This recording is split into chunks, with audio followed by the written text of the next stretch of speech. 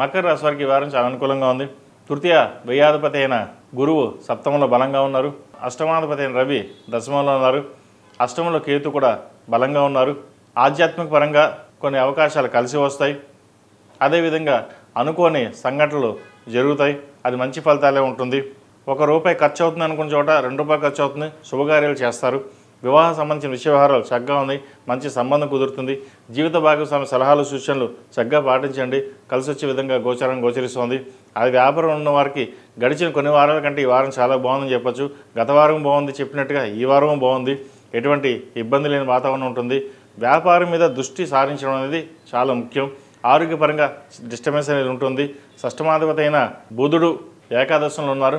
అది కుజుడితో కలిసి స్కిన్కి సంబంధించిన ఎలర్జీస్ కానీ, ఇండైజెషన్ సిస్టమ్ సంబంధించిన కానీ, మోకాల నొప్పులకు సంబంధించినవి, నరాలకు సంబంధించిన ఇష్యూస్ ఉండే అవకాశం గోచరిస్తుంది. వాటి విషయంలో తప్పనిసరిగా జాగ్రత్తలు తీసుకోవడం చెప్పదగినది. అది పెద్దవాళ్ళు, పిల్లలు, ఆడవాళ్ళు ప్రతి ఒక్కరు ఈ ఆరోగ్య విషయంలో మటుకు జాగ్రత్తలు తీసుకోవడం చెప్పదగినది. సుబ్రహ్మణ్య స్వామికి ఆరాధన చేయడం, సుబ్రహ్మణ్య స్వామి అష్టకం పఠించడం, లేదా సుబ్రహ్మణ్య స్వామికి 8 మంగళవారాలు అభిషేకం చేయడం చెప్పదగిన సూచన. అదేవిధంగా భూ సంబంధించిన విషయ వ్యవహారాలు సానుకూలపడతాయి. రియల్ ఎస్టేట్ రంగంలో ఉన్న వారికి చాలా అనుకూలంగా ఉంది. సినీ కళారంగాల వారికి కలిసి వచ్చే విధంగా కాలం గడుస్తోంది. అదేవిధంగా రాజకీయ రంగాల వారికి చాలా బాగుందని చెప్పొచ్చు. అనుకోని పదవి వచ్చే అవకాశం లేకపోలేదు. మొత్తం మీద గడిచిన 2 వారాల కంటే ఈ వారం ఇంకా బాగుందని చెప్పొచ్చు. ఈ రాశిలో జన్మించిన విద్యార్థులకు విదేశీ సంబంధించిన విషయ వ్యవహారాలు పరిశీలించుకొని అన్నీ ముందుకు వెళ్ళడం చెప్పదగినది. వైద్య వృత్తిలో ఉన్న వారికి చాలా అనుకూలంగా ఉంది. ద్వితీయంలో రాహు అంత అనుకూలంగా లేదు. విద్యాపరంగా, ఉద్యోగపరంగా, డబ్బు పరంగా కొంత ఇబ్బందులు ఉండే అవకాశం గోచరిస్తుంది. అయితే ఏదైనా సరే 1-2 సార్లు ఆలోచించుకుని ముందుకు వెళ్ళాలి. లేదా ముందుకు వెళ్దాం, తర్వాత చూసుకుందాం, మనకెవరు ఏం ఇబ్బంది లేదు, అన్నీ నాకు తెలుసు అనే భావన మీకు ఉంటుంది. రాహు మాయ.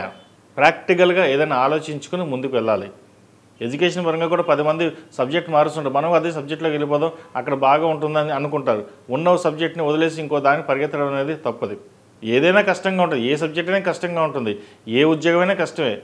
దిగినంత వరకే. దిగిన తర్వాత చాలా ఈజీగా ఉంటుంది. సబ్జెక్ట్ మీద గ్రిప్ ఉండాలి. ఆ గ్రిప్ పట్టుదల పెంచుకోండి. అంతేగాని ఎవరో చెప్పారు లేదా అటు వెళ్దాం ఇటు వెళ్దాం అన్న దాంతో ఎడ్యుకేషన్ పాడు చేసుకోవద్దు. ఇటువంటి విషయంలో జాగ్రత్త వహించండి. ఈ రాశిలో జన్మించిన స్త్రీలకు అన్ని రకాలుగా బాగుంటుందని చెప్పచ్చు. శుభకార్యాలు చేయగలుగుతారు. సంతానం మంచి సంబంధం కుదురుతుంది.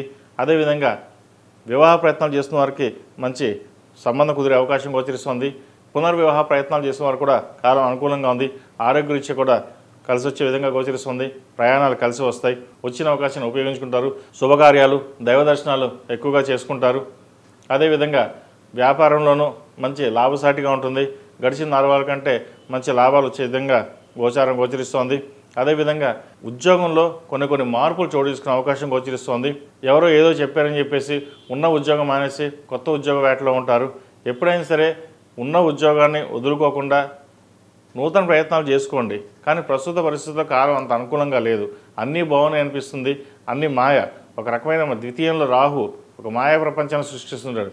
ఆ మాయలో పడి మనం అన్నీ కోల్పోయే అవకాశం కూడా గోచరిస్తుంది.